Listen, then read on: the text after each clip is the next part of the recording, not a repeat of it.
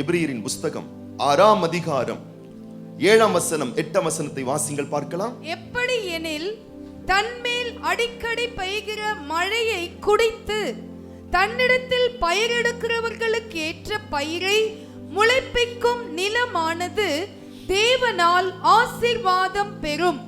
முள் செடிகளையும் முள் பூண்டுகளையும் முளைப்பிக்கிற நிலமோ தகாததாயும் சபிக்கப்படுகிறதற்கேற்றதாயும் இருக்கிறது. சுட்டெரிக்கப்படுவதே அதன் முடிவு. 6ஆம் வசனம் போடுங்க ஸ்கிரீன்ல. கவனிங்க, வார்த்தையை கவனிங்க, வசனத்தை கவனிங்க. எப்படி எனில், இப்படி அழகா ஆரம்பிக்கிறாங்க பாருங்க. ஆண்டவருடைய வார்த்தை பாருங்க. தன்மேல் அடிக்கடி பெய்கிற மழையை குடித்து. மழை என்பது தேவன் நமக்கு தருகிற ஆசீர்வாதம். அதை குடித்து என்பது நிலம். நிலம் என்பது நம்ம தான். சொல்லுங்க பார்க்கலாம். நிலம் என்பது நம்ம தான். மழை என்பது தேவன் நமக்கு தருகிற ஆசீர்வாதம். அல்லேலூயா. ஆண்டவர் சொல்றாரு, அந்த மழை என்ற ஆசீர்வாதம் ஆண்டவர் சில நேரத்தில் பாருங்க போனஸ் என்ற ஆசீர்வாதத்தை ஊத்துவார். அல்லேலூயா. பெற்றார்கள் முன்னோர்களுடைய சொத்துக்கள் என்ற ஆஸ்தியை ஊத்துவார். ப்ரொமோஷன் என்ற ஊற்றுவார்.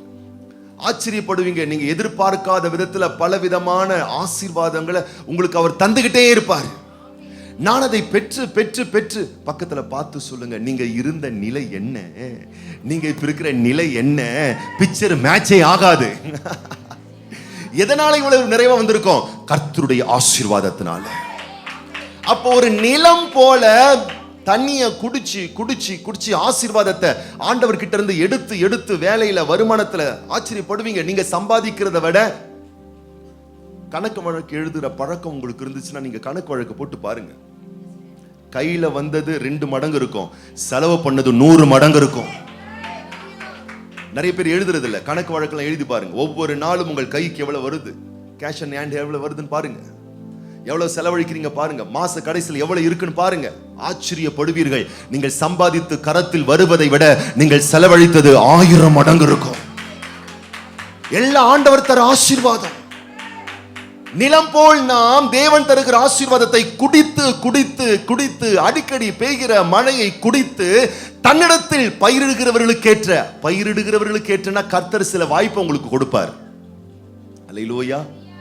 சர்ச்சு கட்டுற ஒரு சூழ்நிலை இருக்கு. இந்த ஒரு வாய்ப்பு, இதற்காக நீ விதை, இதற்காக நீ முளைப்பிச்சு கொடு, இதற்காக ஒரு பலனை கொடுன்னு ஆண்டவர் சில வாய்ப்பு உங்களுக்கு கொடுப்பார். சிலருக்கு உதவ, சிலருக்கு நீங்கள் தானங்கள் செய்ய, சில நன்மைகளை நீங்கள் பகிர்ந்து கொடுக்க, தேவனுடைய ராஜ்ய விருத்திக்காக ஒரு காரியத்தை செய்ய, கர்த்தருக்கு கொடுக்க, இது மாதிரி பல வாய்ப்புகளை ஆண்டவர் ஏற்படுத்தி கொடுப்பதுதான் பயிரிடுகிற ஒரு அனுபவம். அப்ப இந்த நிலம் என்ன பண்ணுமா? அப்படி ஒரு வாய்ப்பு வந்த உடனே இந்த நிலம் என்ன பண்ணுமா? பயிரை முளைப்பிக்கும் நிலமானது அந்த பயிர் என்ன பண்ணுமா? அந்த வாய்ப்புக்கு ஏற்றார் போல அது தந்து அந்த வாய்ப்புக்கு ஏற்றார் போல முளைப்பித்து கொடுக்குமா? நிலம் வாங்கி வாங்கி இப்ப என்ன பண்ணுது? கொடுக்க ஆரம்பிக்குது. அல்லேலூயா. பக்கத்துல பார்த்து சொல்ல, நிலம் ஆசீர்வாதத்தை வாங்கி, ஆமா, அண்டர் த டேபிள் லாக் பண்ணி வச்சுக்காது, வாங்கி வாங்கி கொடுக்க ஆரம்பிக்கும். அப்படி கொடுக்கிற நிலம் தான் தேவனால் ஆசீர்வாதம் பெறுகிற ஒரு நிலம். அப்ப என்ன ஆகுது? ரொட்டேஷன் ஆயிட்டே இருக்கு.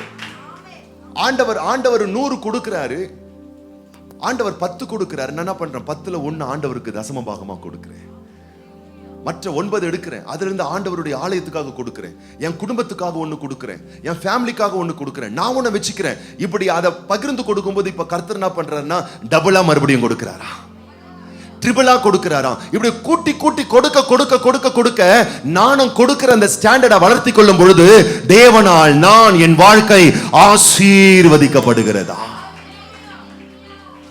சிலர் சொல்லுவாங்க பாருங்க, ஒரு காலத்துல வந்துகிட்டே தான் இருந்துச்சு, நீ லாக் பண்ணிக்கிட்டே இருந்த, லாக் ஆயிருச்சு. அடுத்த வசனம் அதை தான் சொல்லுது. கொடுக்காத பட்சத்தில் அந்த நிலத்தினுடைய பரிதாபிக்கப்பட்ட நிலையை குறித்து சொல்லுகிறது. என்ன ஆகுறதா? அது முள் செடி, அத பலனை கொடுக்க மாட்டேங்குது.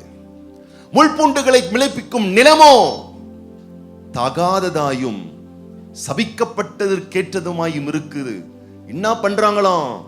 சுட்டெரிக்கிறாங்களாம். அப்படின்னா என்ன அர்த்தம்? பிரோஜனமே இல்லாத நிலங்களாய் மாறி விடுகிறதா. ஆனால் கர்த்தரால் ஆசீர்வதிக்கப்படணும்னு சொன்னா கர்த்தரனுக்கு செய்த எல்லா நன்மைகளுக்கு தக்கதாக கர்த்தர் சில வாய்ப்புகளை தருவார். கொடுப்பதற்கு ஏதுவான ஒரு சில சந்தர்ப்பங்கள் அமைச்சு கொடுப்பாரு. அப்படி நீங்க கொடுத்து பாருங்க, அத்தனையும் விதைகளாக இருக்கிறது. எதற்கான விதைகள்? நீங்கள் மீண்டும் அறுவடைகளை பெறுவதற்கான விதைகளே. அப்ப நல்ல கவனிங்க, ஒரு விவசாயிக்கு நல்லா தெரியும் அந்த மாதத்துல அவன் எவ்வளவு அறுவடை செய்யணும் அப்படின்னு சொல்லி அதை நிர்ணயம் பண்ணி தான் அவன் விதைக்கிறானா. அவன் விதைச்சதுக்கு அப்புறமா என்ன வேணா வரட்டும், அவன் பிளான் பண்றது இல்லையா, இன்னைக்கு இந்த மாசம் எனக்கு இத்தனை மூட்டை அரிசி வேணும், இத்தனை மூட்டை நெல் வேணும், இவ்வளவு இத்தனை டன் கணக்குல எனக்கு வெஜிடபிள்ஸ் வேணும்னு சொன்னா அதற்கு ஏற்றாற் போல் அவன் விதைக்கிறானா. அப்ப நல்லா புரிஞ்சுக்கோங்க, நீங்க விதைக்கிறது எதை பிக்ஸ் பண்ணுதுன்னா உங்கள் அறுவடையை பிக்ஸ் பண்ணுது. அப்ப உங்களுக்கு எது வரப்போகிறது என்பதை யார் தீர்மானிக்கிறார்? சத்தமா சொல்லுங்க, நீங்கள் கொடுப்பதுதான் தீர்மானிக்கிறது. சிலர் சொல்வார்கள், கர்த்தர் கொடுத்தாதான் ஆசீர்வாதம் பண்ணுவாரா? நான் சொல்லட்டுமா, நீ கொடுக்கலன்னா கூட ஆசீர்வாதம் பண்ணுவாரு. நன்றாய் கவனிங்கள், கர்த்தர் உங்களை நேசிப்பதற்கு உங்களுக்கு எந்த தகுதியும் தேவையில்லை. கர்த்தர் உங்க மேல அன்பு வைக்கிறதுக்கு உங்களுக்கு எந்த தகுதியும் தேவையில்லை. யோசித்து பாருங்க, எப்படி ரட்சிக்கப்பட்டோம்? தகுதியை வச்சா? கிடையவே கிடையாது. பாவிகளும் அக்கிரமக்காரர்களும் துரோகிகளுமாய் இருந்தோமே, அப்பவே அன்பு வச்சுதான் ஆண்டவர் அன்னவஸ்திரம் கொடுத்து போஷித்து பராமரித்து ரட்சித்து பரிசுத்தப்படுத்தி காப்பாத்தினாரு. தேவன் உங்களை நேசிப்பதற்கு உங்களுக்கு எந்த தகுதியும் தேவையில்லை. ஆனா தேவன் சில பொறுப்புகளை உங்களுக்கு கொடுக்க வேண்டுமே ஆனால், தேவன் சில பதவிகளை உங்களுக்கு கொடுக்க வேண்டுமே ஆனால், தேவன் சில அந்தஸ்துகளை உங்களுக்கு கொடுக்க வேண்டுமே ஆனால், தேவன் உங்கள் பேரை பெருமைப்படுத்தி தேசத்துக்கு ஆசீர்வாதமான ராஜாக்களாய் ராஜாத்திகளாய் வைக்க வேண்டுமே ஆனால், உங்களுக்கு நிச்சயமாய் தகுதிகள் வந்தே ஆக வேண்டும். தகுதிகள் இருந்தே ஆக வேண்டும். ஒரு தாயும் தகப்பனும் பிள்ளையை நேசிக்கிறதுக்கு அந்த பிள்ளை கிட்ட எந்த தகுதியும் தேவையில்லைங்க. ஒரு அப்பாவும் அம்மாவும் ஒரு பிள்ளையை நேசிக்கிறதுக்கு தகுதியே அந்த பிள்ளைக்கு தேவையில்லை. ஒரு தகுதி போதும். என்ன தகுதி? பிள்ளையா பிறந்துருச்சு, அவ்வளவுதான். ஒரு தாயும் தகப்பனும் ஒரு குழந்தைக்கு சாப்பாடு போடுறதுக்கு அந்த பிள்ளை கிட்ட எந்த தகுதியும் தேவையில்லை. அந்த குழந்தைய படிக்க வைக்கிறதுக்கு அந்த பிள்ளைக்கு எந்த தகுதியும் தேவையில்லை. ட்ரெஸ் எடுத்து கொடுக்கிறதுக்கு எந்த தகுதியும் தேவையில்லை. வீட்டுல சேர்த்து பக்கத்துல படுக்க வச்சுக்கிறதுக்கு அந்த பிள்ளைக்கு எந்த தகுதியும் தேவையில்லை. ஆனால் அந்த தாயும் தகப்பனும் தன் வீட்டு சொத்தினுடைய கொத்து சாவிய கையில கொடுக்கிறதுக்கு அந்த பிள்ளைக்கு தகுதி வேணுங்க. வீட்டுல 5 பிள்ளை பிறந்திருக்கும், 6 பிள்ளை பிறந்திருக்கும். ஒரு தாயும் தகப்பனும் வஞ்சகம் இல்லாமல் அத்தனை பிள்ளையும் நேசிப்பாள், அத்தனை பிள்ளையும் மதிப்பாள், அத்தனை பிள்ளையும் கொண்டாடுவாள். ஆனால் ஒரு பெரிய சொத்தை கொடுக்கணும், பொறுப்பை கொடுக்கணும், பதவியை கொடுக்கணும், அடுத்த உயர்ந்த ஸ்தானத்தை கொடுக்கணும்னா பொறுப்பான பிள்ளைகளுக்கு மாத்திரமே கொடுப்பாள். உண்மை என்று ஆமோதிக்கிறவர்கள் மாத்திரம் ஒரு ஆமென் சொல்வீங்களா? இப்ப நான் சொல்றேன், நீங்கள் ராஜாக்களாய் மாறினால்தான் தேவன் ஐஸ்வர்யத்தை கொடுப்பார், செல்வங்களை கொடுப்பார், மகிமைகளை கொடுப்பார், மேன்மைகளை கொடுப்பார். நீ மேலாயிருப்பாய், நீ தலையாயிருப்பாய், நீ தேசங்களுக்கெல்லாம் கொடுப்பாய் என்ற ஒரு அற்புத உயரத்துக்கு உங்களை அங்க கொண்டு வந்து வைப்பார். எப்போ? நான் ஒரு பொறுப்புள்ள உக்ரானத்துவத்தோடு, ராஜா என்ற ஒரு மேன்மையோடு, கொடைவள்ளலின் உதாரத்துவ மனதோடு இருக்கும் பொழுது.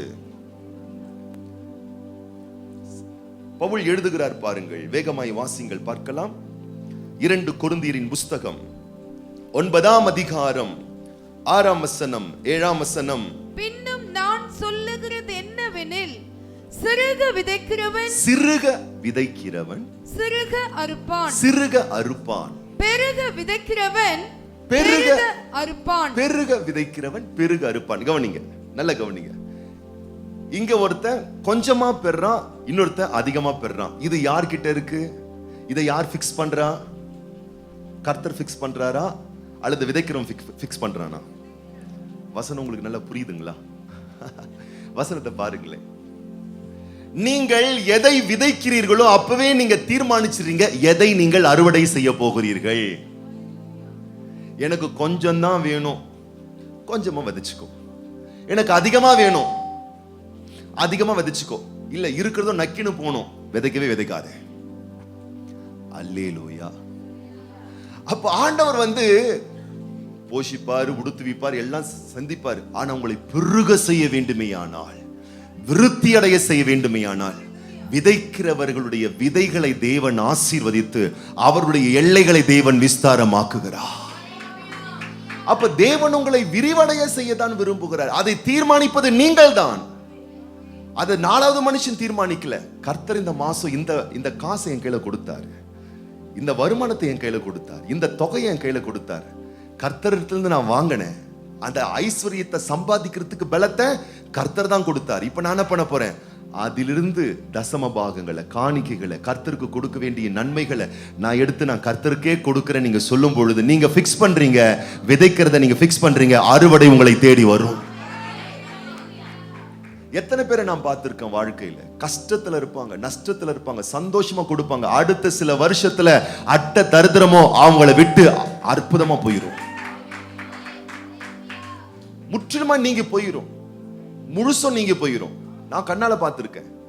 சில வீட்டுல சில பிள்ளைங்க இருப்பாங்க, 4 பிள்ளைங்க, 5 பிள்ளைங்க, 6 பிள்ளைங்க, 7 பிள்ளைங்க. சில பிள்ளைங்க பாருங்க சந்தோஷமா கொடுக்குங்க, கர்த்தருக்கு கொடுக்குங்க, குடும்பத்துக்கு கொடுக்குங்க, எல்லாருக்கும் தாராளமா செய்யுங்க.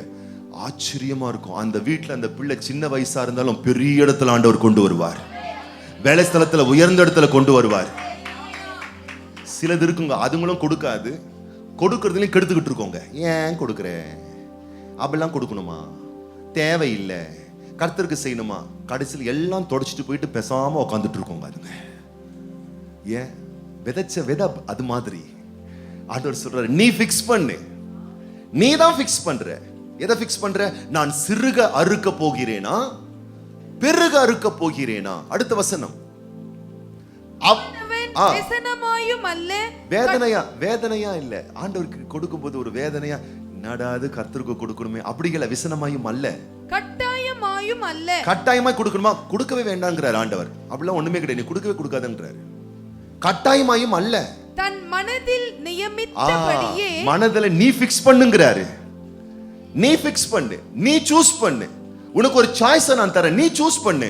நான் எவ்வளவு அறுவடை செய்ய போறேன், நான் லட்சங்களை பெற போறேன், கோடிகளை பெற போறேன். எங்க ஒரு அம்மா வந்து சொன்னாங்க பாருங்க, எல்லா பிள்ளைங்களையும்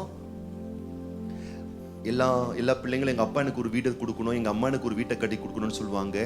என் பொண்ணு வந்து எனக்கு வீட்டை வாங்கி கொடுக்குறாயா, என் பொண்ணு வேற யாரும் இல்லை, இங்கதான் உட்காந்துருக்காங்க. அவங்க எங்கேயோ வெளியே இருக்கிறவங்கள பத்தி பேசல. அந்த பசங்க பாருங்க, அப்பா அம்மாவுக்கு வீட்டை கட்டி கொடுக்குதுங்க. எப்படிப்பட்ட இருதயம் பார்த்தீங்களா? அந்த அப்பா அம்மாவால வீடு சொந்தமா வாங்க முடியல, ஆனா அந்த பிள்ளைங்க பாருங்க, எங்க அப்பாவுக்கு அம்மாவுக்கு நான் வீட்டை வாங்கி கொடுக்க போறேன். எப்படிப்பட்ட ஆர்ட் பத்தியா? அந்த பிள்ளைங்க பாருங்க ஜெயிக்குதுங்க. அதுங்களே வாய்க்க பண்றாரு பாருங்க ஆண்டவர். அந்த அதான் அந்த விருப்பம் அந்த பிள்ளைங்க அப்படி பிக்ஸ் பண்ணுதுங்க. அத நான் சொல்றேன், என்கிட்ட வருமானம் இல்லையே, ஒன்னும் தேவையில்ல, இருதயம் இருக்கா? அதுதான் ஆண்டவர் கேட்கிறாரு. மனசு இருக்கா? ஆண்டவர் கேட்கிறாரு. உதாரணத்துவ மனசு இருதயம் இருந்தா, நான் சொல்றேன், கர்த்தர் அவங்க இருதயத்துக்குள்ள அந்த விசாலமான மனசை கொடுத்து உதாரத்துவ குணமுள்ள ஆத்துமாவை தேவன் செழிப்பாக மாற்று. அப்ப விசனமா இல்ல, கட்டாயமாலாம் கிடையவே கிடையாது. தன் மனதிலே நியமித்தபடி, மனதுல நீ பிக்ஸ் பண்ணுன்னு ஆண்டவர் சொல்ற. நீ பிக்ஸ் பண்ணு. மாசம் மாசம் கர்த்தர் எனக்கு ஒரு வருமானத்தை கொடுக்கிறார், நீ பொருத்தனை பண்ணு, நீ தீர்மானம் பண்ணு. ஒரு புது வருஷத்துக்குள்ள நான் போக போறேன், போன நாட்கள் இருந்த மாதிரி நான் இருக்க போறது இல்ல, கர்த்தருக்கு கொடுக்கிற விஷயத்துல நான் உண்மையா இருக்க போறேன். ஏன்னா உண்மையுள்ள மனுஷன் பரிபூர்ணமாய் ஆசீர்வதிக்கப்படுவான். நீ எவ்வளவு அதிகமா விதைச்சாலும் அதை விட பல மடங்கு ஆண்டவர் உனக்கு நிச்சயமா கொடுத்துருவாரு. சில பேர் பாருங்க, கர்த்தருக்கு கொடுக்கிற விஷயத்துல ஒன்னும் கொடுக்கவே மாட்டாங்க பாருங்க. போராடுவாங்க வாழ்க்கையில முன்னேறத்துக்கு, என்னென்னமோ போராடுவாங்க பாருங்க, சரிஞ்சுக்கிட்டே தான் வருவாங்க. ஏன்னா அவங்க கொஞ்சத்திலேயே உண்மையா இல்ல. வாங்குற 1000 ரூபாய் தான் சம்பளம், 5000 ரூபாய் தான் சம்பளம், அதுல கூட அவங்களுக்கு உண்மை இல்லைன்னா ஆண்டவர் அநேகத்தின் மேல் அவர்களை அதிபதியாக்க முடியாது. நான் கண்ணால் பார்த்திருக்கிறேன், அவங்களுக்கே ஒன்னும் இருக்காது, வருமானம் கம்மியா தான் இருக்கும், ஆனா அதுல கூட கர்த்தருக்கு கொடுக்கறதுல உற்சாகமா இருப்பாங்க. இந்த சபையில் எத்தனை குடும்பங்களை நான் பார்த்திருக்கிறேன் தெரியுமா? இந்த சபைக்கு வந்த புதிதில் அவர்களுக்கு கூற வீடு தான் இருந்திருக்கு. சபைக்கு வந்த புதித்தில் மிகப்பெரிய ரொம்ப கூலி வேலை தான் இருந்துச்சு. ஆனா கர்த்தருக்கு கொடுக்கறதுல உண்மையா இருந்தாங்க. 13 வருஷத்துல நான் அந்த ஃபேமிலியை பார்க்கிறேன். இன்னைக்கு பலருக்கு கொடுக்கக்கூடிய அளவுக்கு நல்ல சூப்பரான வீடுகளை கட்டி, ஏன்னா தேவன் அவங்களை உயர்த்த உயர்த்த கொடுக்கறதையும் உயர்த்த ஆரம்பிச்சாங்க. கர்த்தர் அவர்களை பெருக பண்ணினார். பிள்ளைகளுக்கெல்லாம் திருமணம் ஆச்சு, பேர பிள்ளை எல்லாம் பெற்றுட்டாங்க. இன்னைக்கு நீங்க பாத்தீங்கன்னு சொன்னா அவருடைய கரங்களை கர்த்தர் உயர வைத்திருக்கிறார். மேன்மைப்படுத்தி வைத்திருக்கிறார். அப்ப யார் ஃபிக்ஸ் பண்றா? கொடுக்கிறவங்க தான் ஃபிக்ஸ் பண்றாங்க, மனதில் நியமிக்கிறாங்க. எனக்கு பெருசா வேணுமா, இன்னும் பெருசா வேணுமா, கொஞ்சமா வேணுமா, இல்ல அதை விட கொஞ்சமா வேணுமான்னு சொல்லி விதைக்கிறவர்கள் ஃபிக்ஸ் பண்றாங்க. என் படைச்ச ஆண்டவருக்கு நான் தாராளமா கொடுக்கிறேன் என்ற மனது இருக்கும் பொழுது நீங்கள் ஆசீர்வதிக்கப்பட போகிறீர்கள். ஆண்டவருக்குன்னு ஆலயத்தை கட்ட போறோம் சொல்றேன், நல்ல சிறப்பா கட்டணும்னா ஒரு 5 கோடி ஆகுதுன்னு வச்சுக்கொள்ளுங்களேன். அந்த 5 கோடிய யார் தடுத்தாலும், 5000 பேர் தடுத்தாலும் ஆண்டவர் அற்புதமா கொண்டு வந்து கொடுத்துருவார். ஏன்னா இது அவருடைய ராஜ்யம். ஆமா, கழுதையை வச்சு கூட ஆண்டவர் வேலையை முடிச்சிருவார் பாருங்களேன். அது ஒரு பெரிய விஷயமே இல்லை ஆண்டவருக்கு. ஆனா அவருடைய விருப்பம் எல்லாம் இந்த தெய்வீக உடன்படிக்கையில் நம்ம எல்லாரையும் இணைத்து, இதன் மூலம் நாங்கள் ஒன்றாக சேர்ந்து கட்டி, இதன் மூலம் நம்மை ஆசீர்வதிப்பதற்காகத்தான் ஆண்டவர் நமக்கு ஒரு வாய்ப்பை தந்திருக்கிறார்.